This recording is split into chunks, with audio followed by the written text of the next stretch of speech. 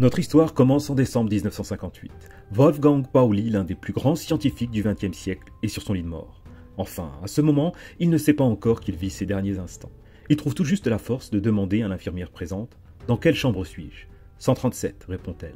Son visage se fige. Il a compris. « Je ne sortirai pas vivant d'ici. » Alpha l'a rattrapé. Cette énigme l'avait poursuivi toute sa vie. Et il faut dire qu'il l'avait bien cherché. C'est lui qui s'était immiscé dans ce mystère, lancé par son mentor, Arnold Sommerfeld, qui en 1916 avait révélé pour la première fois le secret d'Alpha. 6 heures plus tard, Pauli, surnommé la conscience de la physique, rendait son dernier souffle dans la chambre de son obsession éternelle. Mais comme disait Feynman dans les années 60, qu'est-ce que ce foutu Alpha ? Ce n'est ni une lettre grecque, ni une particule subatomique, c'est un nombre, simple, pur et infiniment mystérieux. 1 sur 137.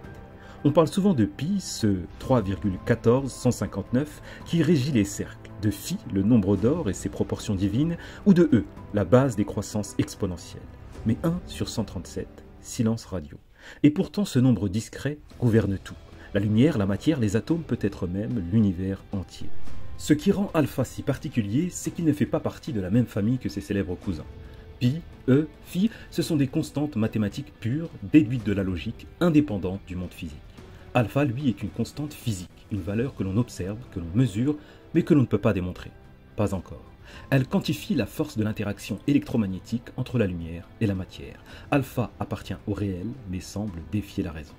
Einstein en était fasciné. Feynman la qualifiait donc de foutu mystère, et Pauli répétait « Quand je mourrai, la première chose que je demanderai à Dieu, c'est pourquoi 137 ?» Le chiffre exact, 137,0359, etc. C'est l'inverse de la fameuse constante de structure fine, notée alpha. Feynman allait même plus loin. C'est comme si Dieu avait écrit ce nombre sans que personne n'ait le droit de le comprendre, disait-il. Alors qu'est-ce que alpha ? Imaginez un chef d'orchestre invisible dictant chaque interaction entre lumière et matière. C'est lui. Il détermine la probabilité qu'un électron absorbe un photon. Il fixe la vitesse de rotation des électrons autour du noyau. Il assure la cohésion de la matière. Et surtout, il est composé de 3 constantes fondamentales. La charge de l'électron, la constante de Planck et la vitesse de la lumière. Quand on les combine, toutes les unités disparaissent. On obtient un nombre pur, sans dimension, pas de mètres, pas de secondes, juste 1 sur 137. C'est cette pureté qui fascine tant. Imaginez une civilisation extraterrestre qui chercherait à communiquer avec nous. Peu importe leur langue, leur unité, leur biologie, alpha serait le message universel. Car quel que soit l'univers, ce nombre reste le même. Et surtout, il ne peut pas varier. Si alpha augmente de quelques pourcents, les étoiles ne produisent plus les éléments essentiels comme le carbone ou l'oxygène. Pas de vie. S'il diminue, les atomes deviennent instables. Pas de matière. Alpha, c'est le seuil précis. Pas trop fort, pas trop faible, juste assez pour permettre l'existence. On l'appelle la constante de structure fine. Mais contrairement à pi ou phi, que l'on voit dans les spirales ou les proportions naturelles, alpha agit dans l'ombre. Et pourtant il est partout. Dans les raies spectrales découvertes par Sommerfeld, dans la vitesse des électrons, 1/137e de celle de la lumière, dans les forces répulsives entre particules, dans les spectres des étoiles, dans vos écrans, vos GPS, votre cœur qui bat. Alpha, c'est le fond sonore de l'univers, invisible mais essentiel. Et le plus étrange, aucune théorie ne le prédit. Il surgit partout dans les phénomènes totalement indépendants, comme si l'univers avait pioché ce nombre au hasard, et que ce hasard nous avait rendu possible. 137 est presque trop étrange pour être accidentel, disait Feynman.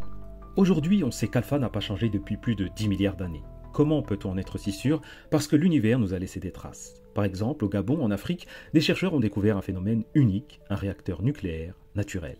Il s'est activé tout seul il y a près de 2 milliards d'années dans une couche d'uranium. Et en étudiant les réactions nucléaires qui s'y sont produites, les physiciens ont pu confirmer que la valeur d'alpha était déjà la même.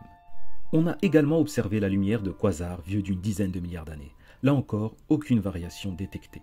Alors oui, certaines théories, comme la théorie des cordes, suggèrent qu'alpha pourrait varier dans d'autres univers ou à d'autres époques encore plus reculées.